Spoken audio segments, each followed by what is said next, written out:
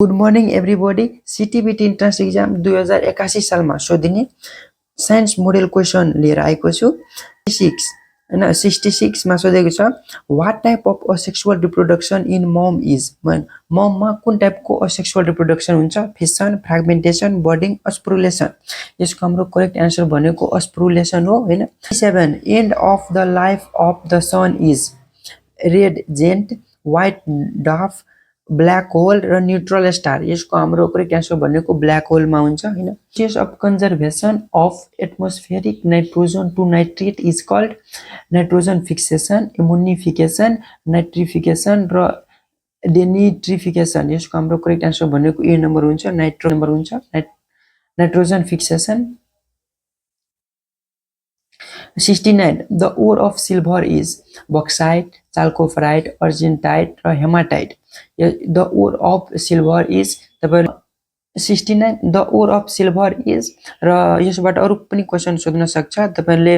यो ore of iron, ore of mercury, ore of silver Ag सोधेको। Mercury, silver, copper र aluminium यिनीहरुको main ore याद गर्नु होला। Bauxite, chalcopyrite, argentite, haematite. यसको करेक्ट एन्सर भनेको सी नम्बर हुन्छ, argentite. Dot is the hormone that balance calcium in blood. Thyroxine, parathormone, growth hormone, adrenaline hormone. यसको हाम्रो करेक्ट एन्सर भनेको बी नम्बर हुन्छ, parathormone. Path of pulmonary circulation र circulation भनेको दुई प्रकारको हुन्छ, पल्मोनरी सर्कुलेसन र सिस्टेमेटिक सर्कुलेसन। र पल्मोनरी सर्कुलेसन भनेको हार्ट देखि लंग्स र लंग्स देखि हार्ट सम्मको सर्कुलेसनलाई हामी पल्मोनरी सर्कुलेसन भन्छौं। र यसमा के हुन्छ भने राइट भेन्ट्रिकल हैन, राइट भेन्ट्रिकलमा के हुन्छ एउटा इम्प्युर ब्लड हुन्छ, डिओक्सिनेटेड ब्लड हुन्छ र त्यो पल्मोनरी आर्टरी हुँदै लंग्समा जान्छ, लंग्सबाट पल्मोनरी भेन्स हुँदै लेफ्ट अरिकलमा आउँछ हैन। यो हाम्रो के हो भने हाम्रो यो कम्प्लिट पल्मोनरी सर्कुलेसन हो, त्यसैले हाम्रो बी नम्बर करेक्ट एन्सर हुन्छ।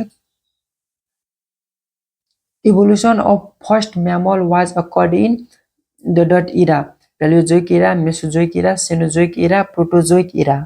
यसको करेक्ट एन्सर भनेको हाम्रो बी नम्बर हुन्छ, मेसोजोइक इरा।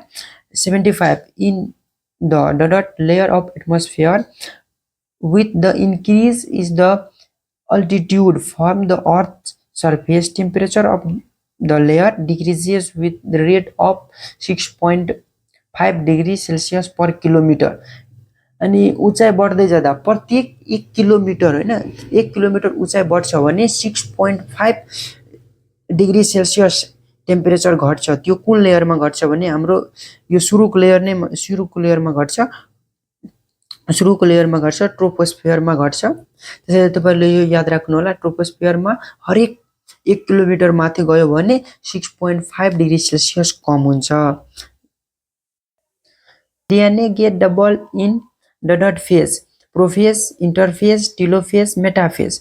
यसको करेक्ट एन्सर भनेको इंटरफेज हुन्छ, B number is correct answer.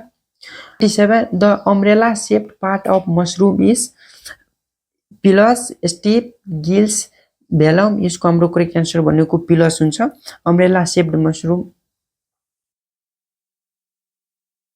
Crossing over takes place in the dot stage of meiosis 1। Meiosis 1 मा 5 वटा स्टेज हुन्छ, डिप्लोटिन, जाइगोटिन, पाइसिटिन, डाइकाइनेसिस र डिप्लोटिन हैन। डाइकाइनेसिस पनि हुन्छ, यसमा दिएको छैन। हाम्रो के दिएको छ भने लिपोटिन, जाइगोटिन, पाइसिटिन र डिप्लोटिन। यसको हाम्रो करेक्ट एन्सर भनेको सी नम्बर हुन्छ। यो धेरै चोटी सोधिएको छ, त्यसैले तपाईहरुले यो एकदम याद राख्नु होला। 78 पाइसिटिन।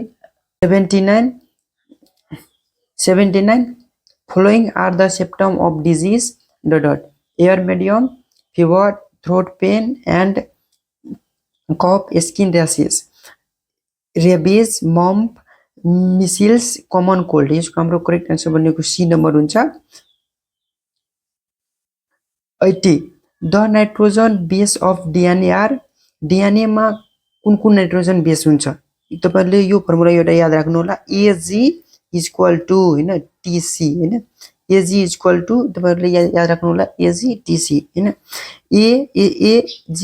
एजी टीसी हैन, एजी ए भनेको के हो? टी भनेको के हो, जी भनेको के हो, सी भनेको के हो, तपाईँहरूले यो यति चारवटा मिलाउनु होला। यसबाट होइन यो मिल्यो भने त्यो एन्सर करेक्ट हुन्छ, यसबाट अरू एक्स्ट्रा आयो भने त्यो हाम्रो रन हुन्छ, त्यो तपाईँहरूले याद राख्नु होला। साइटोसिन, थाइमिन, एडेनिन, युरासिल हाम्रो यु छ छैन, सी छ, त्यसैले तपाईँले यो हाम्रो करेक्ट एन्सर होइन, यो हाम्रो इनकरेक्ट एन्सर भयो, यो भएन।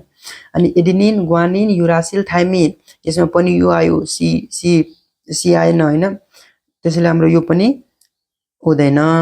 एडेनिन, थाइमिन, साइटोसिन, ग्वानिन होइन, अनि यो हाम्रो सबै मिलेको छ, त्यसैले के हुन्छ, सी नम्बर करेक्ट एन्सर हुन्छ। अनि एडेनिन, युरासिल, थाइमिन, ग्वानिन यो हाम्रो पनि हुँदैन, यसमा भनेको यो आएको छ, युरासिल आएको छ। तपाईँले यसमा के याद गर्नु होला भने यो युरासिल जुन छ नि, युरासिल, यु फर युरासिल हुन्छ, युरासिल भनेको डिएनएमा हुँदैन, आरएनएमा हुन्छ। यसबाट धेरैचोटि क्वेसन सोधेको छ, त्यसैले तपाईँले यो याद राख्नु होला, यो भिभिआई क्वेसन हो। Following equation shows the dot reaction H2SO4 plus calcium oxide, calcium sulphate plus hydrogen होइन, यो हाम्रो कुन रियाक्सन हो, combination reaction, displacement reaction, decomposition reaction र एसिड बेस रियाक्सन। यसको हाम्रो करेक्ट एन्सर भनेको डी नम्बर हुन्छ, एसिड बेस रियाक्सन, किनभने हाम्रो यो के हो, एसिड हो, सल्फ्युरिक एसिड। यसलाई हामी के भन्छौँ, किङ अफ एसिड पनि भन्छौँ, त्यो पनि तपाईँहरूले याद राख्नु होला, यो किङ अफ एसिड हो, सल्फ्युरिक एसिड, यो हाम्रो बेस हो। Calcium oxide is best, oxide and hydroxide के हो, बेस हो, त्यसैले यो हाम्रो एसिड बेस मिलेर के भन्छ, एसिड बेस रियाक्सन हो। एसिड बेस मिलेर साल्ट बन्छ, क्याल्सियम साल्ट हो, र हाइड्रोजन के हुन्छ, वाटर होइन, साल्ट प्लस वाटर बन्छ, एसिड बेस रियाक्सन हुन्छ, तब साल्ट प्लस वाटर बन्छ, यो हाम्रो क्याल्सियम सल्फेट के हो, साल्ट हो। अनि 82 a bottle A contains a dilute solution of vinegar and bottle B contains sodium carbonate solution.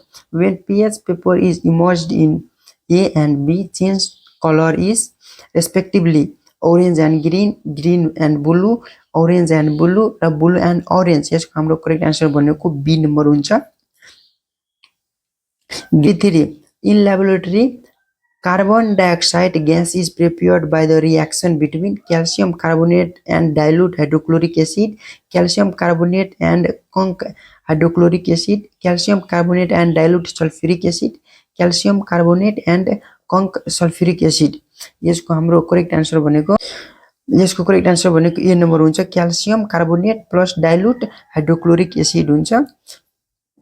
यो तपाईँले याद राख्नु होला, डिल एचसीएल होइन, यसलाई हामी डाइल्युटलाई के लेख्छौँ, डिआइएल, डिल पोइन्ट एचसीएल पनि लेख्छौँ, यो तपाईँले याद राख्नु होला।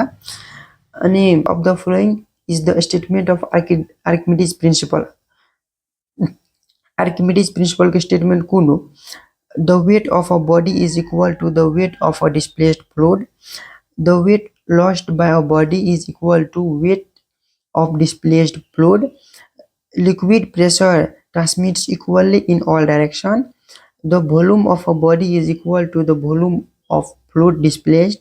यसको हाम्रो करेक्ट एन्सर भनेको बी नम्बर हुन्छ, the weight lost by a body is equal to the weight of displaced fluid होइन, आर्किमिडीजको प्रिन्सिपल हो। अनि 85 dot is the molecular formula of ethanol. यो इथानलको मोलिकुलर फर्मुला कुन हो, CH3O CH3 C2H5OH C4H10 र C3H5OH whole 3। यसको हाम्रो करेक्ट एन्सर भनेको बी नम्बर हुन्छ, इथानलको हाम्रो के हुन्छ, बी नम्बर, OH भनेको इथाइलको ग्रुप हो होइन, यो हाम्रो के हुन्छ यसको एन्सर इथानल। C2H5OH को तपाईँले याद राख्नु होला, र यो पनि याद राख्नु होला, C3H5OH यो हाम्रो ग्लिसेरोलको हो, यसबाट पनि क्वेसन सोध्ने गर्छ, त्यसैले तपाईँले यो याद राख्नु होला, glycerol. Pyrex glass is the mixture of, अनि एमा छ silica, sodium carbonate, calcium carbonate, बीमा छ silica, sodium carbonate, calcium carbonate and boric oxide, silica, potassium carbonate and lead oxide, silica and sodium carbonate. यसको हाम्रो करेक्ट एन्सर भनेको B number हुन्छ, silica, sodium carbonate, calcium carbonate र boric oxide. 87 3 renewable source of energy are coal, oil, natural gas, tide oil, solar energy, biomass, tide, solar energy, coal, wind, solar energy, biomass र tide। यो हाम्रो correct answer हुन्छ C number.